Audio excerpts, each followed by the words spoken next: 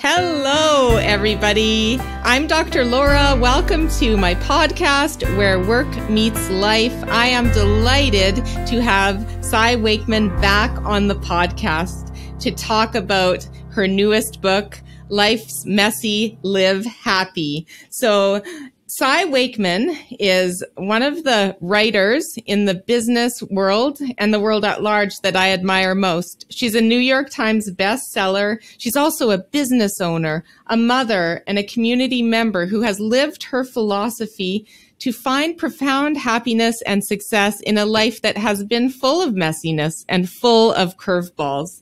So we are going to explore this with Cy. I interviewed her last year on her book, No Ego. Very, very powerful episodes on that book. And I'm, again, very, very happy to have such a profoundly authentic and aware and educated and amazing human being on the podcast. So welcome, Cy. Oh, thank you, Dr. Laura. You're always good for my heart. Well, we're going to talk today about Life's Messy, Live Happy, Keys to Contentment. So, Cy, this book could not have come at a better time for me.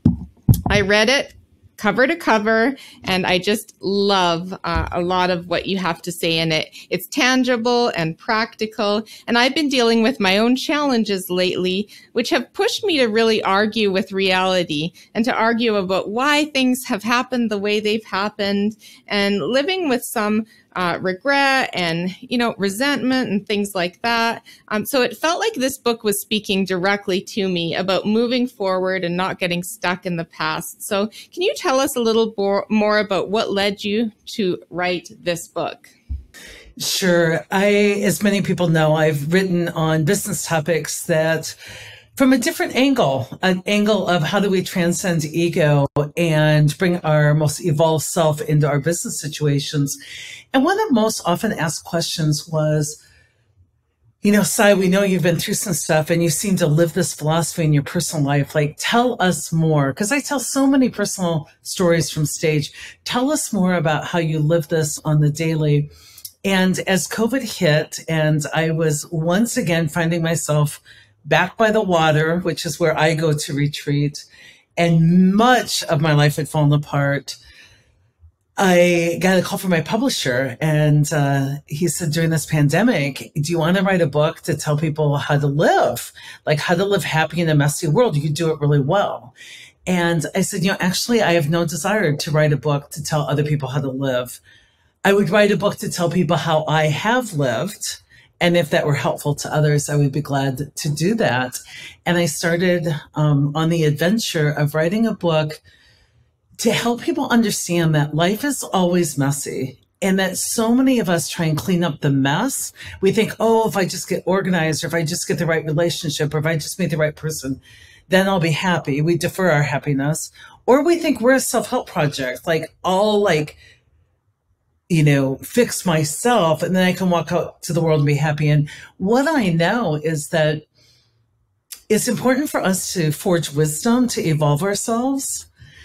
And that determines how much love we can walk out into the messy world with. But the life happens in the messiness. The 3D part of life is when you meet the world and are willing to just play wholeheartedly in the messiness, knowing your heart will be broken, knowing that at times you'll be sad. And so I wanted to write a book that wasn't about toxic positivity, like pressuring people to be happy in the midst of a pandemic, but really showing people how you can be happy in the context of your entire life, that there's space for all of it. You can build a life big enough to hold sadness and happiness at the same time.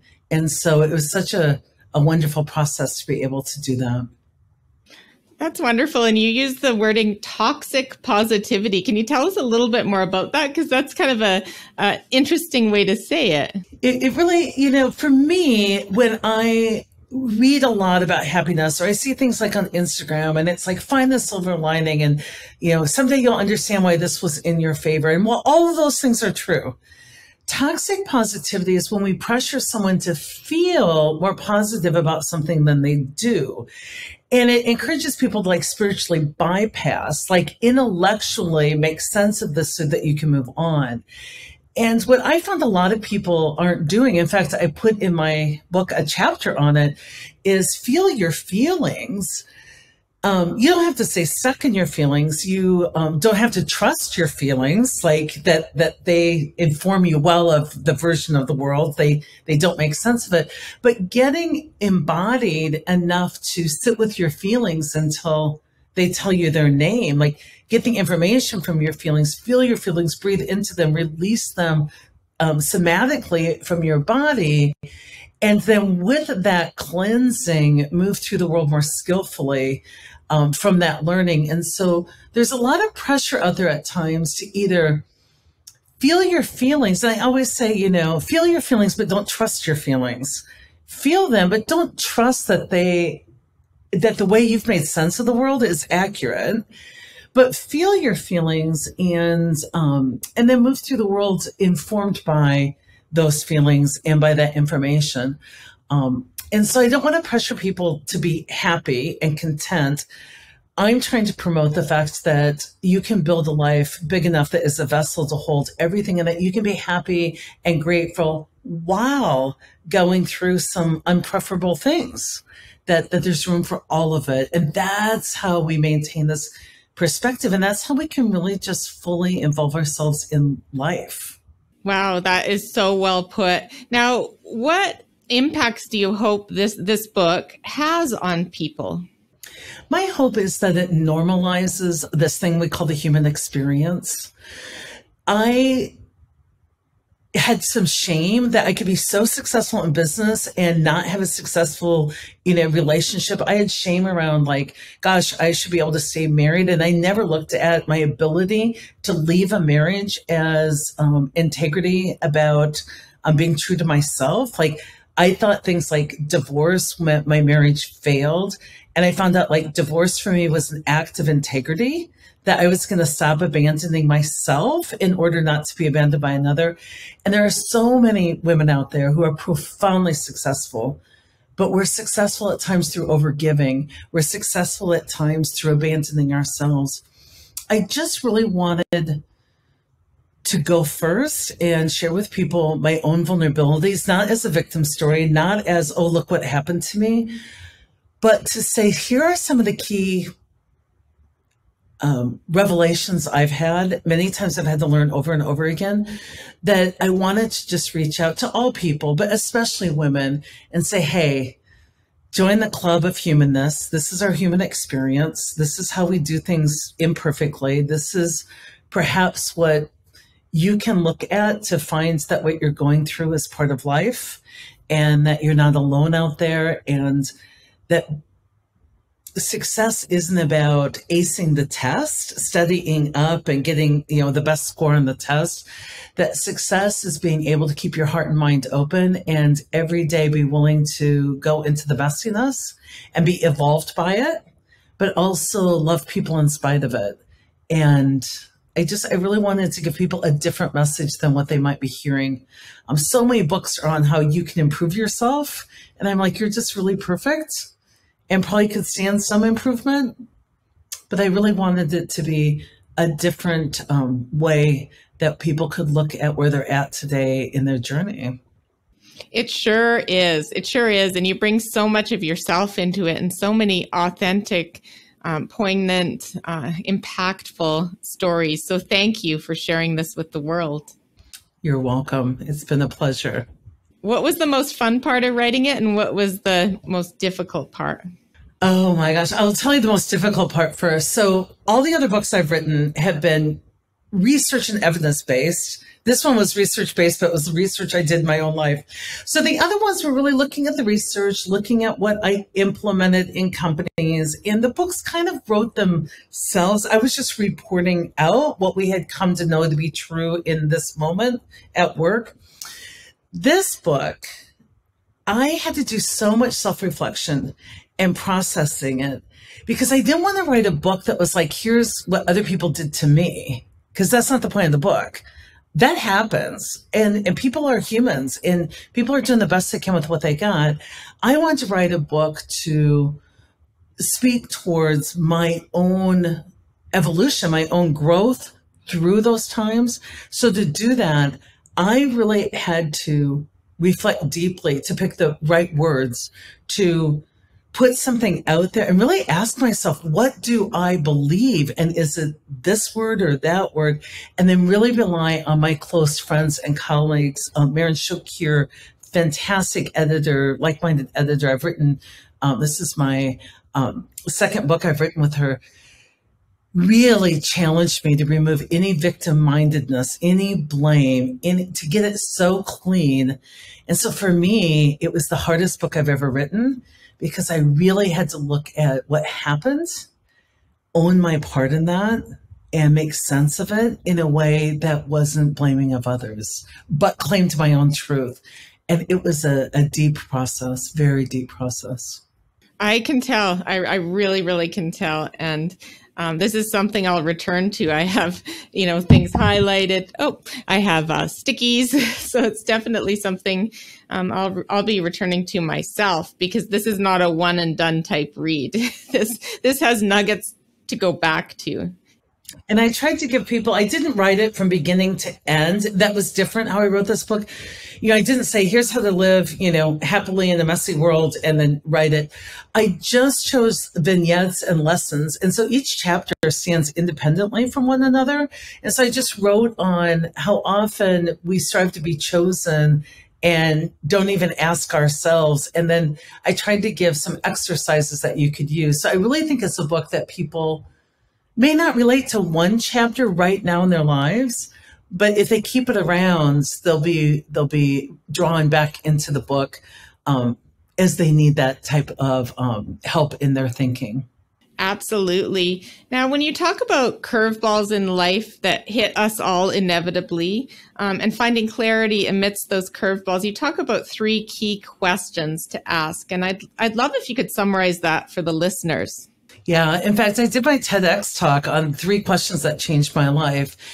And they're just 3 powerful questions. So first of all, if you're using that part of your mind that I call low self, or you're seeing the world through ego, which if you're suffering is absolutely the case, to loosen your ego's grip on your view of the world, to get you out of a weak or a victim position, self-reflection is the ultimate drama diffuser. It is the ultimate way to move from victimhood to accountability. And accountability is really the foundation for living happy in a messy world.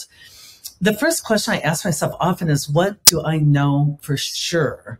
Because that loosens the ego's grip on my view of the world. It's like they did this on purpose, or they were always lying to me, or they never loved me. It's like when I ask what I know for sure, it's like we had a lot of love, we had a lot of disagreements, and we both fumbled our way through a process that now I know more about for myself. Like when I ask that question, it gets me back to reality, and reality is never as harsh as our story, and our suffering comes from our stories, not our reality.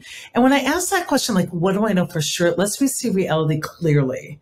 And I would tell you, most of us do not see reality clearly. We either see it fantasy, where we refuse to acknowledge red flags, or when people give us answers about what they're willing to give us in their lives, we ignore it, or we create this victimhood for ourselves.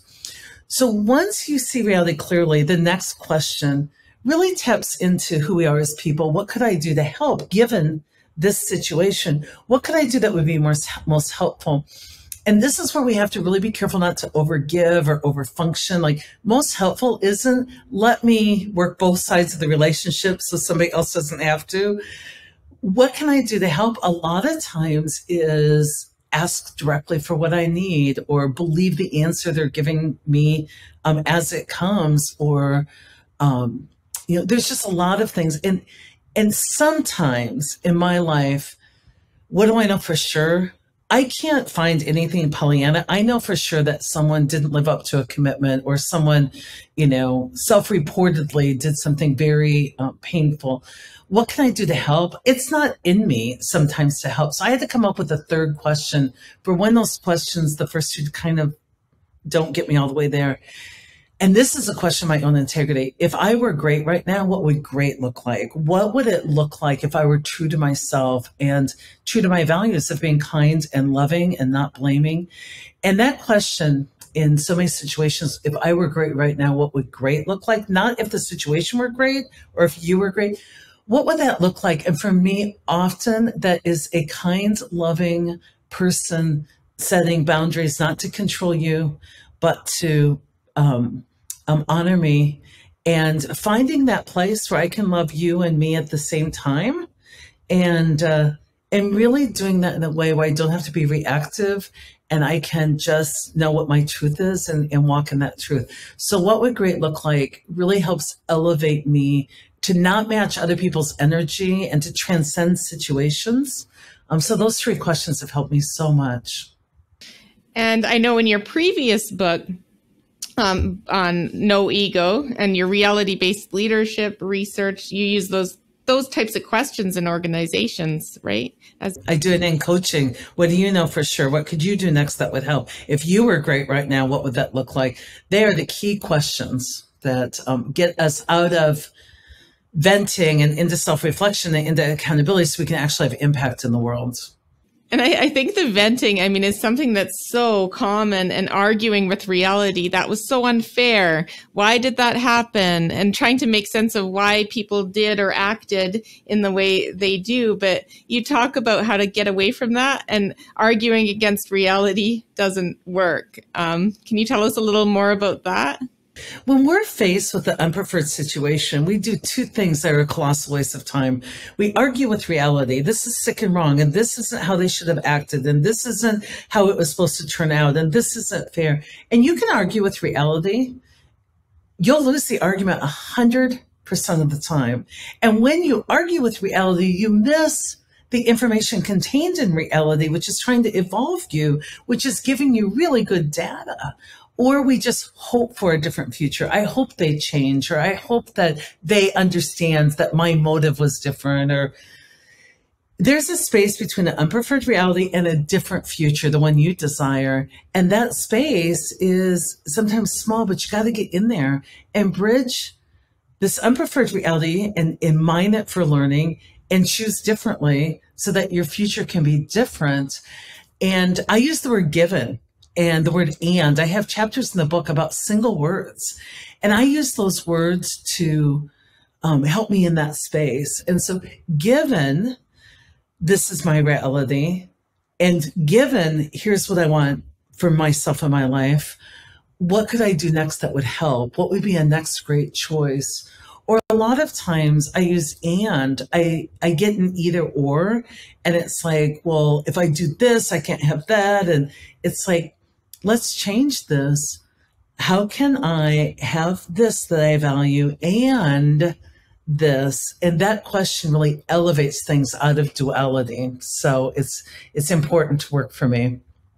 That's great. And I just love these. These techniques are very, simple in a way, but they take practice. Simple word choices and how we speak about things and how we use journaling, I think, are really evident in your book. So thank you for that. And one of those things is gratitude lists and gratitude practice, which I've incorporated every morning in my morning meditation / journaling, an intention for the day. And the way I use gratitude actually, I think, could be improved by your tips. So can you share a bit more about the gratitude practice in the book? Sure. I never intended to write anything on gratitude because I think it's a topic that, a lot of people have written on and done great work. It's overdone. And I ended up writing 2 chapters on gratitude. So when I started my gratitude practice, I simply learned to pay attention to things that happened in my life that were welcome. And it changed my view away from some over focus on negative to really seeing how blessed I was in the positive. And so that helped in the beginning. And then I really learned to appreciate, really spend time with the sacredness of the invisible help and the visible help that I got in my life. And so for a while that was really good. But what I find out with all of our spiritual practices is the ego gets in there and morphs it. And my gratitude practice became kind of superstitious. Like if I went to bed without doing my gratitude list, I would get back up because I wanted to document the good things in my life. And I realized I was doing that as if I was making a deal with the universe. I will recognize it, so you will give me more. And it actually was a way I was trying to bargain with the universe. Like, I want more of this, less of that. And it started out that it helped. But as I counted my blessings, I started to realize the gap in my gratitude practice was I wasn't counting everything in my life as a blessing. That true gratitude for me wasn't just ticking off the 10 things I was grateful in the day, because that was my ego telling me what I preferred. But I did a practice where I wrote down all the highlights of my day. And then I looked at what I was easily grateful for. And there were some gaps. And I wanted to work those gaps. And the gaps were, let me take a look at this I'm not grateful for yet, that I didn't welcome coming, or I didn't welcome it leaving, that I was violating the principle of impermanence. And sometimes the gap was I just didn't have perspective. In the moment, it seemed disastrous, but we've all had those things that happen that 10 years later were like best thing ever. Some of it happened to teach me and evolve me, but I wasn't yet willing to mine it for the lesson. So I started looking at the highlights of my day and seeing how I could get everything on my list that happened with perspective or with mining it for lessons.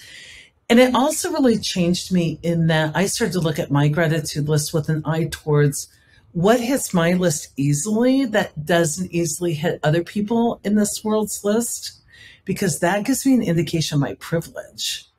And if there's something on my list that couldn't just easily fall on other people's lists, what can I do from a standpoint of generosity to have more people able to have that on their list? So something simple like home ownership. If I'm so grateful for a beautiful home I'm able to build, I need to look at the fact that my privilege makes it easier for me to get a mortgage than somebody who doesn't have the skin color that I have.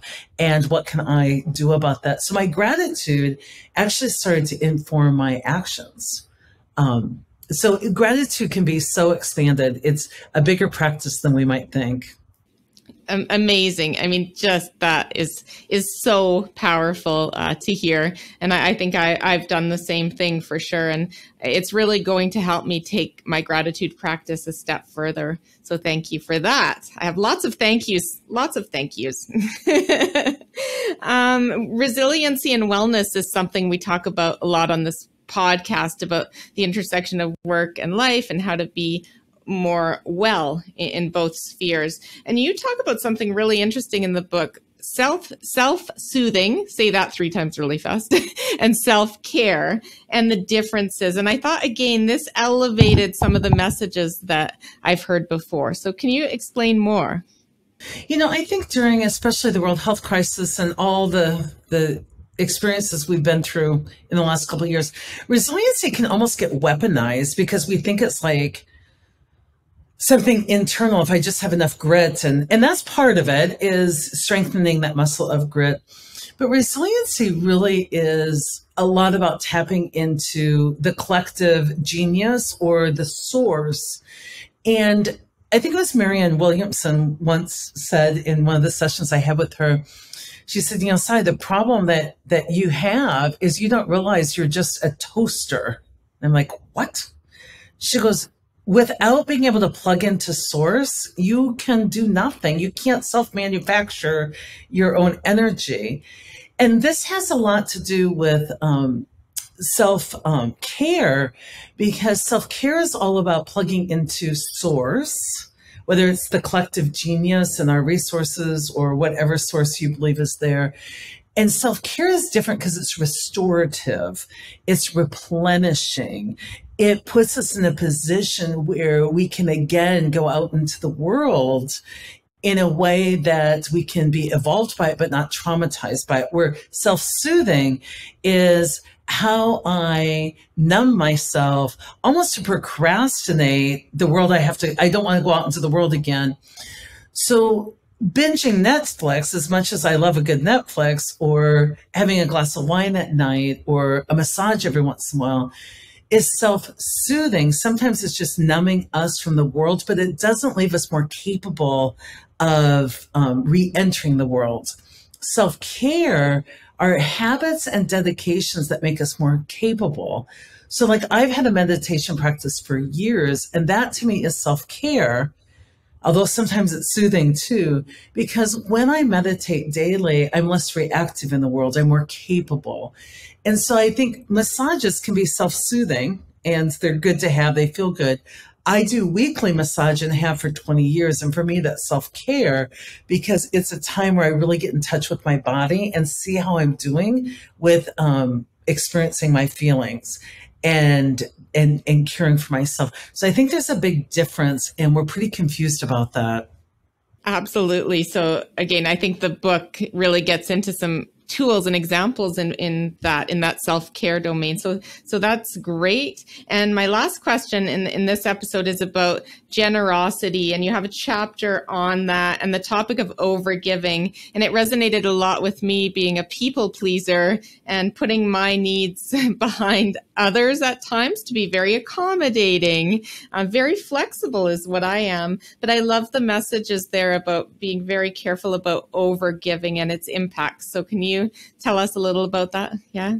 You know, that was a big lesson for me to learn, because if I've prided myself on any part of my identity, which is ego, is I'm a super generous person and I'm glad to help and I freely give. And what I was amazed to find out is there were times that it was generosity and there are times it was overgiving. And what was the difference is whether or not I was doing it with a motive, whether I was doing it freely or I was using it as an attempt to control.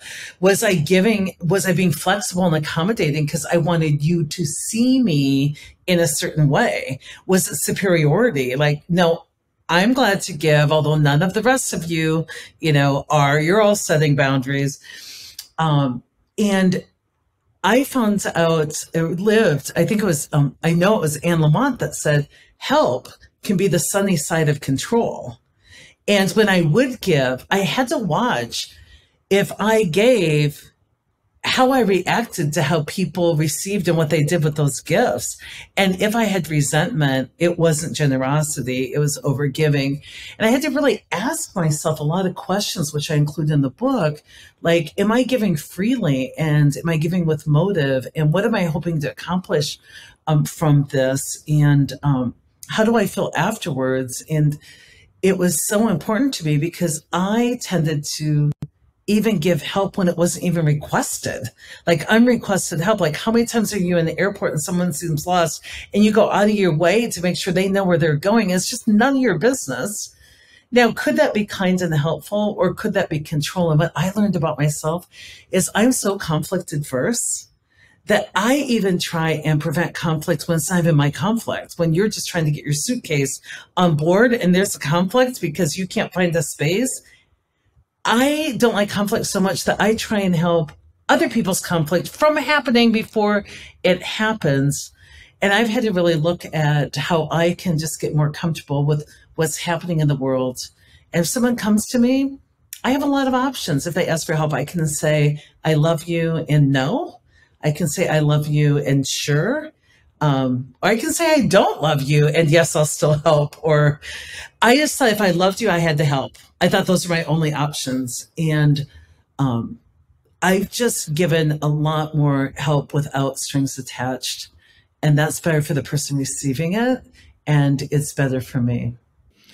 Wonderful. Well, that was a lot of ground we just covered there. And the book is divided in 3 sections. And I felt like we definitely covered the first section quite a bit. And we started to get into section 2. And in our next episode, we're going to further explore this book and talk more about evolving yourself to live happier. So thank you so much, Cy, for being on this episode. And I look really forward to the next episode, which will release in 2 weeks. And if you like this episode, please share it with others who may benefit. I do this to bring these important messages and learnings to the world. And you can sign up on my website, drlaura.live, a monthly newsletter that shares all the episodes, and I write blog articles and share resources with you. So thanks for being here, everyone. Thank you, Cy Wakeman, and stay well. Thank you so much for joining us today on Where Work Meets Life. I'm passionate about sharing insights from experts around the world on topics at the intersection of where work meets life. If you found this podcast useful, please share with others who may benefit and engage with us on social media. For more articles, information, and tips, sign up for my monthly newsletter at my website, drlaura.live. This podcast summary contains links to the psychology practice I've founded, Work Evolution, Canada Career Counseling, and Synthesis Psychology, as well as my current employer, Humans, a nationwide organizational psychology firm focusing on culture and performance. Stay well.